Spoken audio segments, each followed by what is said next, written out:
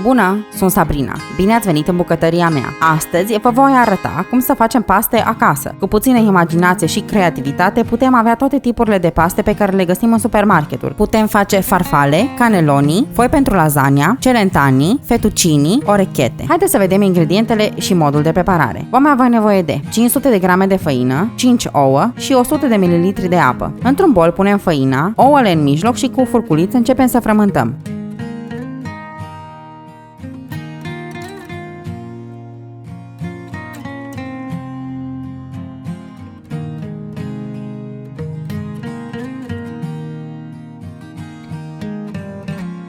Punem și apa și continuăm să frământăm cu mâna.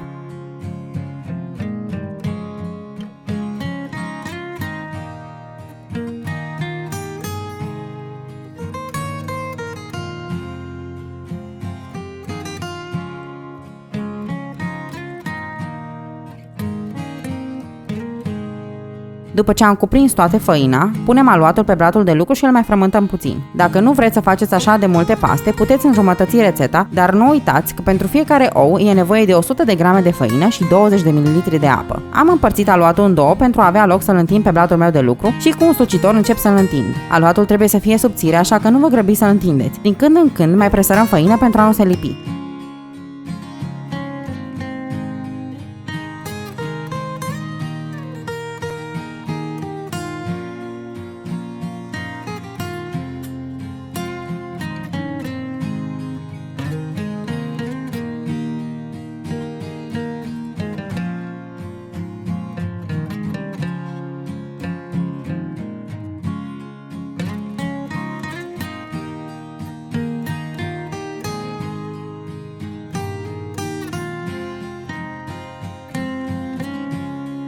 Când avem foaia pentru paste întinsă, ne putem apuca de făcut modele din ea. Pentru a face farfale, tăiem cu un pinten o fâșie subțire, apoi o împărțim în pătrate. Îndoim fiecare pătrat în așa fel încât să arate ca un fluturaș. Pentru a face celentanii, tăiem o fâșie subțire, pe care o rulăm pe un băț pentru frigărui.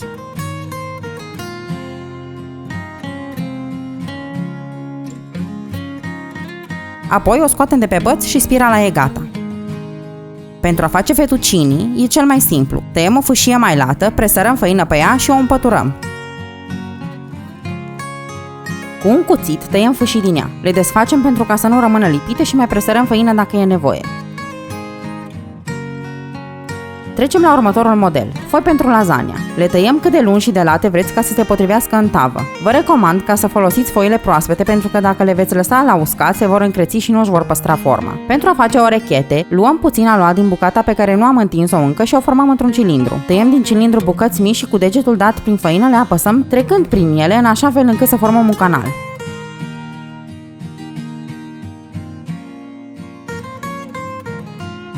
Și pentru ultimul model, caneloni, tăiem o fâșie de aproximativ 5 cm lățime din care tăiem dreptunghiuri. Pe coada unei linguri de lemn rulăm bucata de aluat. La fel ca și pentru foile de lasagna, acest tip de paste va trebui folosit proaspăt pentru că dacă le veți lăsa la uscat se vor turti și nu le veți mai putea umple. Farfale, fettuccini, celentani și orechete le puteți lăsa la uscat pe foi de cop sau hârtii, iar când sunt uscate le puteți depozita în pungi până la o lună. Și uite că avem paste făcute în casă mult mai sănătoase și gustoase decât cele din comerț, într-un timp foarte scurt și cu foarte puține ingrediente. Dacă v-a plăcut rețeta, dați like și abonați-vă la canalul meu. O să postez câte o nouă rețetă în fiecare săptămână. Vă doresc poftă bună și vă aștept și data viitoare!